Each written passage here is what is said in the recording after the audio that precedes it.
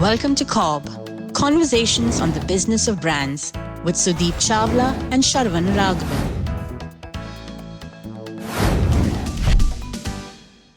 Hey Sudeep, looks like you're offering spiritual atonement to your team these days. Why Why don't you just tell spiritual? them we are soldiers of the capitalistic world, selling people whatever they want or even what they don't want?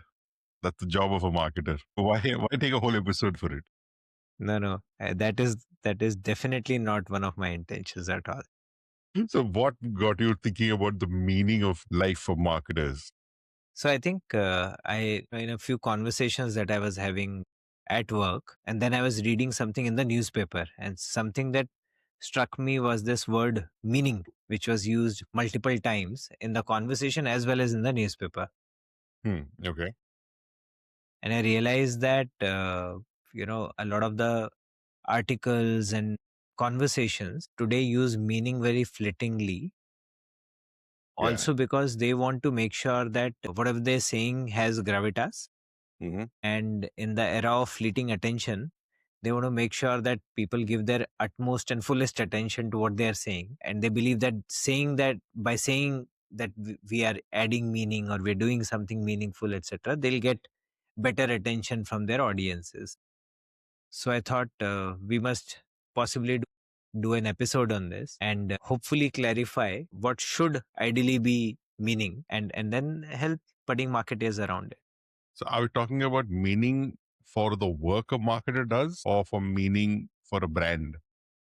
What are we talking about? Meaning for a brand, Mm-hmm. and hopefully via this the marketers would also find meaning in their work. Okay. So let me ask you the first question. Mhm. How do I, as a marketer, do meaningful work? What does that mean in my life? Okay, so marketer is usually the custodian of a brand which has usually existed before the marketer entered the fray and would continue to exist after the marketer moves on. So for a marketer, the sole meaning of their work ideally is to enhance the brand promise of the brand that has been left in their custody, either enhance or clearly communicate. Either ways, add value to the consumers of the brand, right? Okay. And I believe the only way this can happen is by discovering the meaning of their brand in consumers' life, or the meaning of their brand as it is understood by the consumers. If the marketers become clear about it, they will be able to certainly do meaningful work in whatever time they spend working on a brand. So you're saying the consumer defines the meaning for the brand. Yeah, the way I'm defining meaning is what does the brand or the product or the service, etc., Mm-hmm. mean to the consumer, and how does it make a meaningful difference in their daily lives. I want to go deeper. So can we Mhm. try mapping a path for what a brand can mean to consumer? Yeah. So actually, quite interestingly and honestly, I don't have a new framework for this one. We have discussed this particular framework previously in our episodes also. Mm-hmm. And it's a very common framework. Every marketer would have seen this, when they would have started working on the brand. It's the FAB, features, Features, advantages, benefits. benefits framework. Right. So that framework actually is the meaning of meaning, as I call it. Features is what is the factual description of your brand. Tangible delivery the brand does. Tangible. So for example, if you are selling Diet Pepsi, Mm-hmm. so you're selling a carbonated, effervescent, black colored drink in a silver blue can. Those are features. Those are factual. There's nobody can deny it. Then you take the first leap and then articulate the advantages. That what is the advantage, that your features allow the consumers to have. So a Diet Pepsi might say that it allows consumers to quench their thirst when it is consumed cold, and it also allows them to appear stylish because it's a And can. the taste comes under the feature. Taste comes onto the feature. So it has a certain kind of taste. If the taste offers some advantage, of course, right? So it might also say that it is the best tasting or whatever. Yeah. And then the third one, then you ladder up even more, is the benefit. So benefit is about how it makes your consumer feel, how it makes your consumer look, etc., etc. And that is where, Pepsi can, etc., try to take it when they said that har ghoont mein swag hai. So, make every swig stylish is where they wanted to take it. Right. So I have a very basic question, right? To say there are different brands in different categories. Must every brand go up the ladder entirely? No. No. In fact, that is possibly one of the biggest misconceptions in marketing is not every brand needs to go up the ladder, and you can be perfectly comfortable at any step of the ladder, right? Too often marketers carry this burden on their shoulders that I have to, ladder up the benefits and take my brand to the next step. Honestly, it is not needed. Every step in the ladder is a valid definition of meaning. Because I have a question, but I want to wait till we discuss a few examples. Okay. So let's talk about brands in different rungs of the ladder. Yeah. So let's start with features. I'm sure people will find a lot of brands at benefit level. Let's start the other way around. Yeah. There are products and brands that have remained at feature level and they're very comfortable there. For example, all of us must have used something called Post-it. Yeah. Notes. It's a 3M brand. Now it has a feature, and that's why it sells. It has never tried to ladder. It has never tried to solve an emotional problem, right? And it can be used for any purpose. They haven't really boxed themselves into few clear purposes that really, add value to you, etc., etc. It's a simple feature, and that's it, right? Similarly, I remember this brand from my childhood days called Cracks, right? DFM. DFM, the Delhi Flour Mill brand. So now those are rings, fried rings that you can put in your fingers and then you eat, right? Nothing fancy about the product. It had a differentiated shape, and therefore it created a differentiated ritual for eating. That's it. As simple as that, right? So again, it's a feature, and it is known for the feature. They've never tried to ladder it up or, talk about how joyful it is to eat things from your fingers and all of that. So, brands like these, which are, possibly clearly differentiated vis-a-vis anybody else, and they're usually the first mover also. Yeah. I was going to say, they'd be the most differentiated of the products or the first mover in their niche. In their category. And possibly that is why they don't need to worry about moving up the ladder in communication. Now, don't for a moment mistake that consumers don't derive any advantage or benefit out of them. Right. That's going to be my question. Consumers obviously derive it. It's just that the brand has never felt the need to articulate it. So it rests in the consumer's minds, but never articulated or spoken of by the brand. Correct. So if a kid, derives this unbridled joy out of eating cracks on their fingers, and the mother derives the satisfaction of having given their kids something really joyful, those are things that resides with the mother and the kid. The brand has never tried to, give you a reason to eat it. So therefore, all marketers must remember that their brands are consumed by the consumers because you're offering some advantage and some benefit. But it is not necessary to articulate all of them, in your communication. So if I were the competitor to come in, would I be wise to challenge Post-it and Cracks at their base level, at the feature level? Or will I take the space that they've not spoken about and start talking about the advantages? I would still say that for any brand to succeed, you need to have some functional differentiation or some kind of a difference in feature that makes you differentiated, that makes you stand apart from the incumbent of the category. And then you can possibly ladder it up and talk about why that differentiation is Is an important. advantage. Yeah. You don't need to possibly then still ladder it up to emotional benefits or stuff like that, but you just need to play on that differentiation or that advantage, right? uh, there have been brands that have been popular in mosquito repellent space, Right. right? Now, over a period of time, people came up with better smelling mosquito repellents. They were still mosquito repellents. So when they came in and spoke about it, they spoke about how bad smell is a problem. Got it. Or, there have been detergents that do damage to your hands. So therefore, there has to be some kind of functional differentiation. And then you state the advantage of that differentiation. That's a beautiful articulation, by the way. For if you want to attack a brand, not just on features, you got to then say why your features are better, which automatically translates to saying that's the advantage of my feature. Beautiful. Yeah. Okay.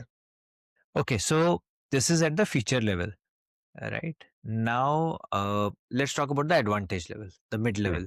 Yeah, there are many brands there. For example, Fogg, right?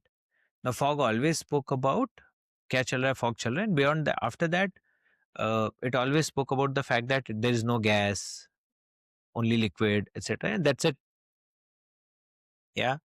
It showed people in the light that fog users are smart users, but it never spoke about it, right? It will make the consumer feel smart, no doubt, right? But it will never say, agar smart ho to fog chuno, right? So therefore, it is delivering a benefit, but it is not speaking about it. It always remained at that level. What is the advantage? Right? So usne fog lasts longer, got more sprays than gas. got more spray. So therefore, it remained at advantage level, right? Spoke of the feature of being gasless and having fragrance that lasts longer. Yeah. And they spoke of the advantage of it. But did not say how that makes you feel or look. Similarly, there's this guy who is known as the brand machine of India, Mr. Sanjeev Juneja. He's got this one, right? The digestive. Correct. So he had built a brand called Kesh King. Yes. That he sold to Dabur, built it up to about 300 crores of revenue, sold it for 1600 crores. Amazing stuff. Yeah. Then he built another brand called Pet Safa. Pet Safa to har That's what I talk about, the digestive Pet Safa. Correct. Yeah. Then he built another one called Dr. Okay, I haven't heard of that. Yeah, what is that? So he has Javed Akhtar for your joints, joint pains, etc. So this guy knows Ayurveda well. His father was an Ayurvedic doctor in Ambala. So he has sort of worked on his products. He knows that his products are effective. He made the Kesh King recipe to help himself. And then when he realized it works, he really went after it and made it big. So all his products remain at the advantage levels. What will it do? It'll Pet Safa clears your stomach, right? In fact, the logo itself it says Pet Safa and there is a commode made there. That's it. So the commode is the logo, part of the logo. Got it. So in this, that Pet Safa is the feature and the commode is the advantage that he's talking about. Sort of, yes. That it helps you. Relieve yourself comfortably in the morning is the correct. Got it. As simple as that, right? So he talks about that. Or, many. For example, something like a Nutella, right? Now, Nutella gives this ultimate tasty experience, right? That's it. That's what they talk about. As simple as that. They are differentiated. They're possibly one of the unique ones who are doing it. And wouldn't that fall in the feature bucket though? So feature would be that it's a creamy spread, it tastes good, etc., right? So those are factual features, right? But when you look at their communication or how they depict on the packaging, etc., it denotes how what is the advantage of the advantage of having this. Yeah, got it. Okay. And obviously, say for example, I find Maggi quite fascinating. 2 minutes. Maggi 2 minutes noodles, right? and it kept flitting between benefit and advantage, etc. When the nostalgia route, it is more about the benefit they're talking about, right? Correct. Even pre-nostalgia route, when they spoke about, there were times when they were activating this chota thing that the mother, customizes the Maggie, puts something inside the Maggie, and therefore she had this, Meri wali Maggi. Meri wali Maggie, the satisfaction of having added something, given something nutritious to the kids along with Maggie, right? Yeah. But bulk of their time has been around advantages. The So that's a taste. question I wanted to keep for later, but I'll ask you now, given that you're speaking about Maggie. One, it's very evident a brand can shift between one or two rungs of the ladder in their communication, how they talk about it. Is that a marketing choice, or is that something that's dictated by the market, by the consumers? I think it is dictated by one, your relationship with your consumers, and how it gets impacted by changing market dynamics. I Okay. distinctively remember once Maggie had that crisis where it got banned. Immediately, many brands jumped into the fray. A lot of them had yellow colored packaging and all of that. And prior to that, obviously, Yippee was already gaining share. So when Maggie came back, it came back with the nostalgia route. Possibly because it realized that the functional space Was being is now taken by crowded. everybody. Now crowded. I will not say that it is taken away, but it was crowded. So talking in the functional space wouldn't have given them the reason to win amongst consumer. And so therefore they realize this is where I need to evoke my strength. And my strength is that people love my taste. There is nostalgia around it. People have done so many things over a bowl of Maggie or plate of Maggie, etc. So, that is how we can get the consumers back. Perfect. Yeah. Understood. So possibly that. And again, if one or two of your features are unique and it allows you to deliver a unique advantage, it is great to remain in this space. There's no pressure to go up. Yeah, right? I see a lot of the green soaps. This Hamam and Chandrika, they talk about the advantage. Very clear. They don't go beyond that too much. No. Yeah. And then there are soaps like Santur, Which play only in the benefit space. Right? So therefore there are no category rules also. Right? It is up to each brand, wherever you find success and what do your consumers allow you to do, etc. We'll talk about one more aspect once I talk about the third level. Third level is the benefit level. Right. This is something that people remember more. So Surf Excel, Daag Achhe Hain, Dettol, Mama Ne, Dettol Ka Dhula, Pulsar, the fastest Indian. Or I was remembering this ad called Feel Like Good, Avenger. Feel Like God, FLG, Bajaj Avenger. Then brands like Bajaj, Hamara Bajaj, and all of Buland Bharat Ki Buland Tasveer, etc. There are numerous examples, Cadbury, and So obviously, this is where the brands are able to find a unique emotion that they invoke in their consumers, and then they want to talk about it because they want every person, every consumer that participates in their purchase to find that emotion and thereby, stick with them. Now, this is a tricky space. Many brands are successful, most are not. It's worth the pursuit. Brand managers would have made or buried their careers in this pursuit, but this is where you cement your relationship with a consumer in a manner which becomes such that you become difficult to dislodge. And especially if you're completely undifferentiated product, then this is the only way you can possibly remain salient, remain relevant, and remain undisputable in consumers' mind. Right. So this is where even Fevicol landed, right? Fevicol is in the benefit space. Dairy Milk is in the benefit space. In the mainstream communication. I would still say Fevicol is in advantage space. Really? Okay. The Fevicol always talks about sabse mazboot jod. That's it. Right. Fair enough. It's the strongest bond. That's it. Yeah. It shows bonding in very different ways. It never tried to be emotional, Never tried Got it. to say that what will my brand make you feel. Yeah, there is a promise of strongest bond, and it just shows it in earthy and humorous ways. That's it. And dairy milk would fit in though perfectly here. So, so I have a question, Sudeep. This is what I was waiting to ask you. I think I've asked you this before, but I don't Mhm. remember the answer, so I'll ask you again. Mm.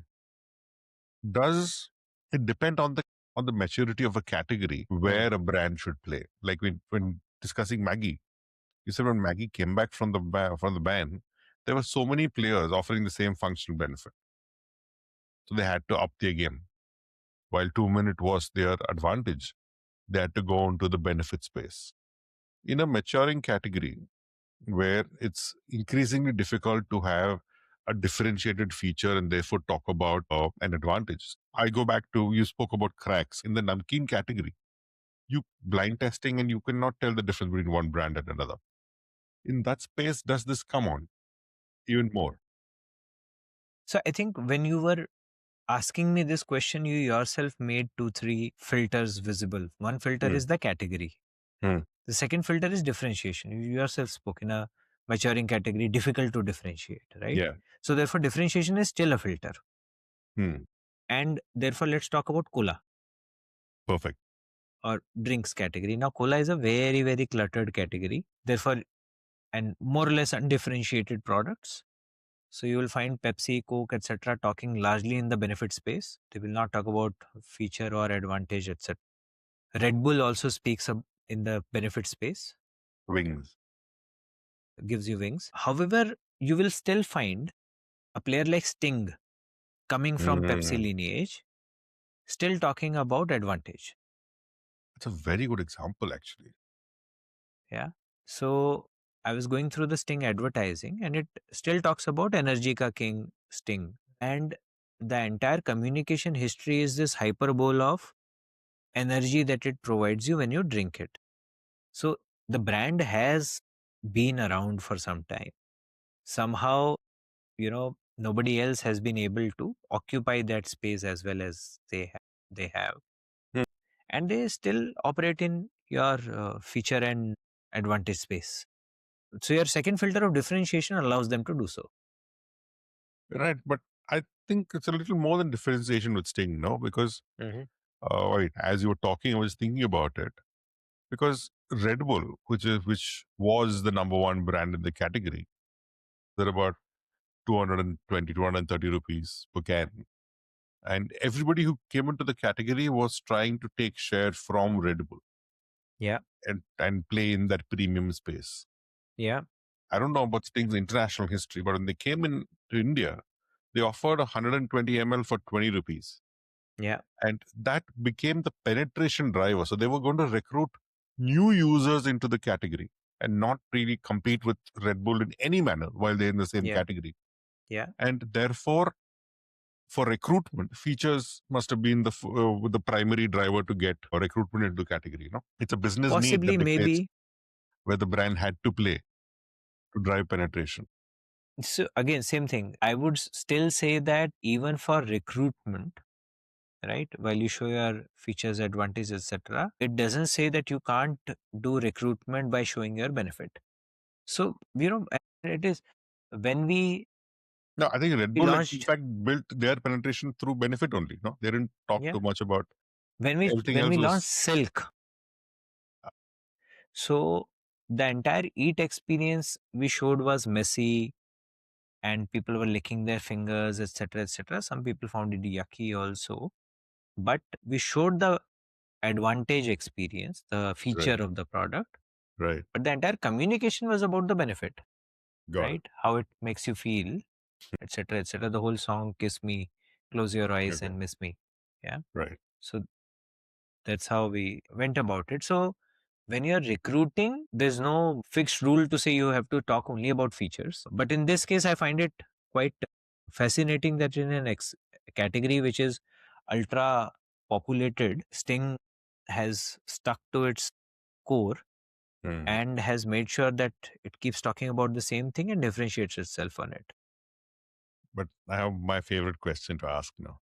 How is this a meaning in benefit any different from purpose that we, not Nice. we, I deride more than you do, but you also agree with me now these days. No, so I didn't talk about the purpose at all in all Okay. of this.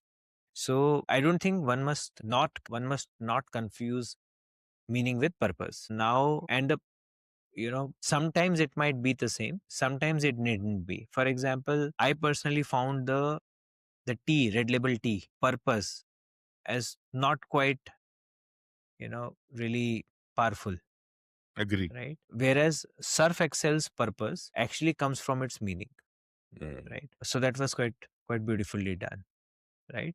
So the pursuit of purpose can be a really worthless exercise if it leads you in the wrong direction.